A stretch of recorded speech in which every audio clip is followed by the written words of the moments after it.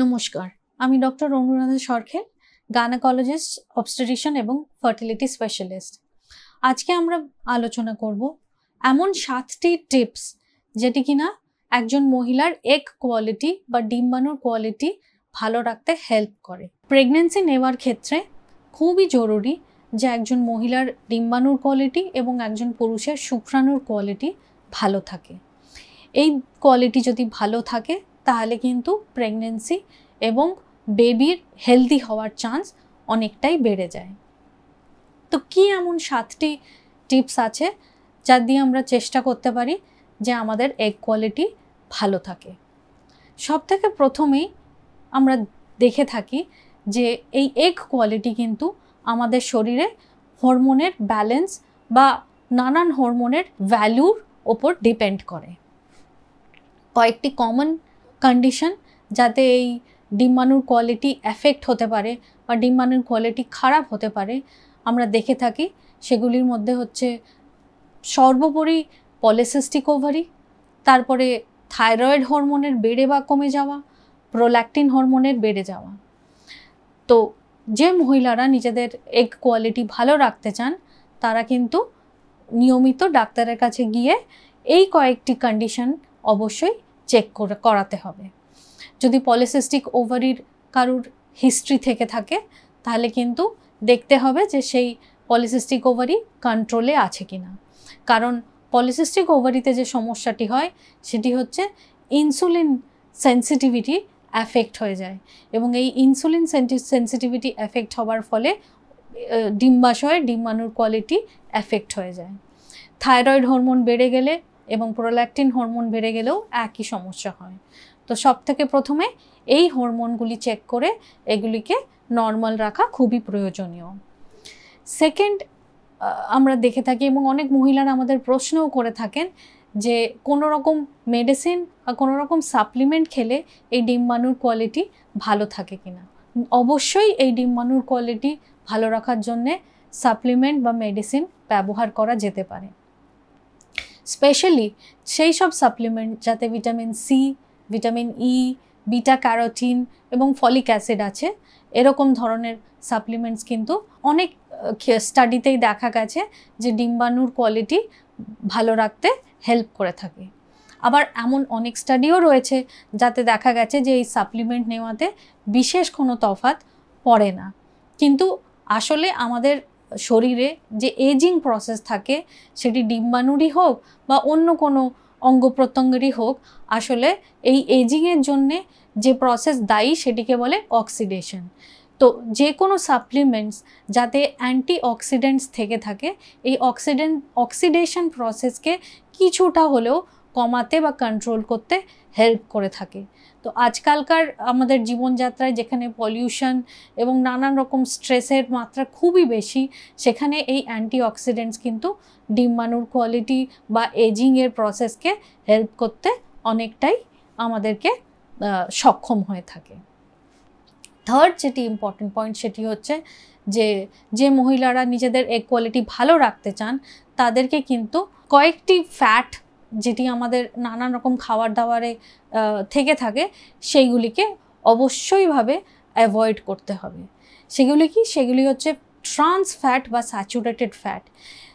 যখনই ওনারা কোনো রকম স্পেশালি প্যাকেজড খাবার দাবার খেতে চান তখন ওনাদের চেক করতে হবে তার মধ্যে ট্রান্স ফ্যাট বা স্যাচুরেটেড ফ্যাট আছে কি না। কারণ এই ট্রান্স ফ্যাট এবং স্যাচুরেটেড ফ্যাট আমাদের ডিম্বাণু জন্যে বা ওভারঅল ব্লাড সার্কুলেশনের জন্যে খুবই ক্ষতিকর। তো এই ট্রান্স ফ্যাট বা স্যাচুরেটেড ফ্যাট যেমন ডালডা বা পাম অয়েল এই ধরনের অয়েলের মধ্যে থেকে থাকে, এগুলিকে কিন্তু সম্পূর্ণভাবে অ্যাভয়েড করাই ভালো। ফোর্থ যে জিনিসটি করতে হবে সেটি হচ্ছে যে কোনো ধরনের রিফাইন্ড বা প্রসেসড ফুডকে যতটা সম্ভব অ্যাভয়েড করে চলতে হবে। যেরকম ময়দা বা বেকারির নানান রকম প্রোডাক্ট বা আমাদের কোল্ড ড্রিঙ্কস বা আইসক্রিম, যে কোনো খাবার যেটি কিনা একটি প্যাকেট খুলে আমরা খেয়ে থাকি, এই ধরনের খাবারকে প্রসেসড ফুড বলে থাকে। তো এই ধরনের খাবার আমাদের ডায়েটে কমসে কম রাখাই আমাদের ডিম্বাণুর কোয়ালিটির জন্যে ভালো। যত কম প্রসেসড ফুড, যত কম জাঙ্ক ফুড, ততই ভালো ডিম্বাণুর কোয়ালিটি কিন্তু মেনটেন করা সম্ভব। ফিফথ পয়েন্ট যেটি হচ্ছে সেটি হচ্ছে ফাইবার। ফাইবার কিন্তু ডিম্বাণু এবং শুক্রাণুর কোয়ালিটি মেনটেন করতে খুবই প্রয়োজনীয়। একজন মহিলার প্রতিদিনে অ্যাটলিস্ট 25 গ্রামস ফাইবার এবং একজন পুরুষের অ্যাটলিস্ট 30 to 32 গ্রামস ফাইবার প্রত্যেক দিন ডায়েটের মধ্যে নেওয়া উচিত। এই ফাইবার যদি না থাকে তাহলে আমাদের শরীরের যে বর্জ্য পদার্থ বা টক্সিক যে মলিকিউল প্রত্যেক দিন যে নানান রকম প্রসেসে তৈরি হয়, সেই সব মলিকিউল বা বর্জ্য পদার্থ আমাদের শরীর থেকে কিন্তু ভালোভাবে ক্লিয়ার হয় না। আর এগুলি জমে যাওয়ার ফলে কিন্তু নানান রকম সমস্যা দেখা দিতে পারে, যার মধ্যে ডিম্বাণু এবং শুক্রাণুর কোয়ালিটি কমে যাওয়াও একটি।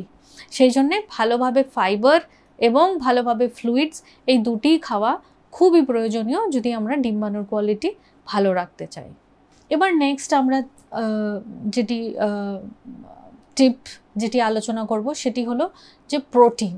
আমাদের খাবারে কিন্তু আমাদের ভালো কোয়ালিটির প্রোটিন রাখা খুবই দরকার। কি ধরনের প্রোটিন? স্পেশালি যে প্রোটিন আমরা শাক সবজি এবং প্লান্ট থেকে পাই, এই ধরনের প্রোটিন কিন্তু আমাদের ডিম্বাণুর কোয়ালিটি মেনটেন করতে খুবই হেল্প করে। যেরকম আপনার ডাল, তারপরে কাবুলি চানা, সয়াবিন, অথবা লিন মিট যেরকম চিকেন বা এগ হোয়াইট, এই ধরনের প্রোটিন ভালোভাবে ডায়েটে ইনক্লুড করলে কিন্তু ডিম্বাণুর কোয়ালিটি ভালো মেনটেন হয়। এবং লাস্ট এবং মোস্ট ইম্পর্টেন্টলি যেটি দরকার সেটি হচ্ছে এক্সারসাইজ। এক্সারসাইজের থেকে ইম্পর্টেন্ট আর কোনো টিপস নয় যেটি কিনা আপনার ডিম্বাণু ভালো রাখতে সাহায্য করবে। এক্সারসাইজ করলে ব্লাড সার্কুলেশন বাড়ে, স্ট্রেস লেভেল কমে এবং ওভারঅল হেলথ ইমপ্রুভ হয়। প্রেশার, সুগার এই ধরনের সমস্যা কিন্তু হওয়ার চান্স অনেকটাই কমে যায় এবং এগুলি না হলে একজন মানুষের হেলদি থাকার চান্সও বেড়ে যায়।